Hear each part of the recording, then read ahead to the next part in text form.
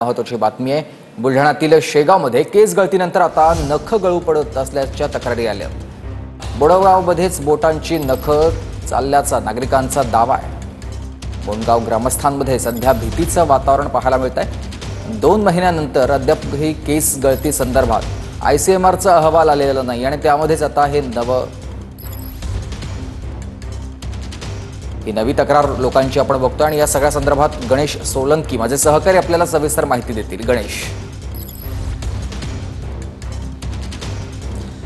नक्कीच सुमित, गेल्या 3 महिन्यापूर्वी शेगाव तालुक्यातल्या जवळपास 12 ते मध्ये या ठिकाणी केस गळतीचं या ठिकाणी प्रकरण समोर आलं होतं। अनेक रुग्णांचं या ठिकाणी केस गळतीमुळे या ठिकाणी हैराण झाले होते। जवळपास 300 रुग्ण जे आहेत ते या शेगाव तालुक्यामध्ये या ठिकाणी आढळले, ज्यांची केस गळती या ठिकाणी झाली होती। त्यानंतर ICMRची टीमसुद्धा या ठिकाणी येऊन गेली, मात्र त्याचा अद्यापही अहवाल प्राप्त आहे। मात्र आता त्यानंतर पुन्हा एकदा याच बोंडगावसह इतर परिसरातले जे गावं आहेत त्या गावातील ज्या लोकांची केस गळती झाली होती त्या रुग्णांचे या ठिकाणी हाताची नख या ठिकाणी जायला लागली आहेत, पायाची नखसुद्धा या ठिकाणी जायला लागले आहेत। असे अनेक रुग्ण आहेत या गावामध्ये की ज्यांची या ठिकाणी नख कशामुळे जात आहेत याचा अद्यापही या ठिकाणी शोध लागला नाही आहे। या बोंडगावसह परिसरातले जवळपास 4 गावं आहेत, त्या 4 गावातले सुद्धा या ठिकाणी नख या ठिकाणी जात आहेत। आतापर्यंत जवळपास 29 पेशंट जे आहेत या ठिकाणी आढळले आहेत। हे अशा पद्धतीचे जे हे नख आहेत नागरिकांचे, हे या ठिकाणी गळून पडत आहेत, तुटून पडत आहेत। आपण जर बघितलं तर केस गळतीनंतर पुन्हा एकदा हा जो प्रकार आहे या ठिकाणी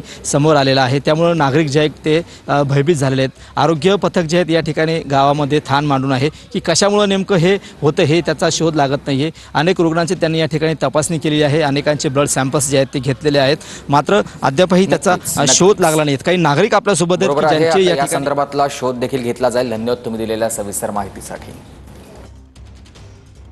एम्स नागपूरने दिलेल्या अहवालानुसार सेलेनियमचं प्रमाण हे खूप अधिक प्रमाणात वाढल्यामुळेच हे सर्व घटना घडत असाव्यात।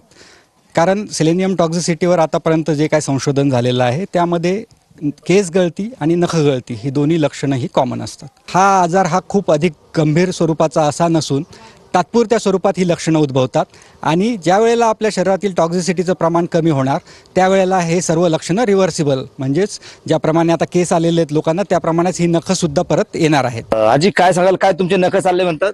हो ना, नखच केले नाही, 15 दिवस झाले। बरं, कशामुळे जातात नख काही कळालं का? काहीच नाही।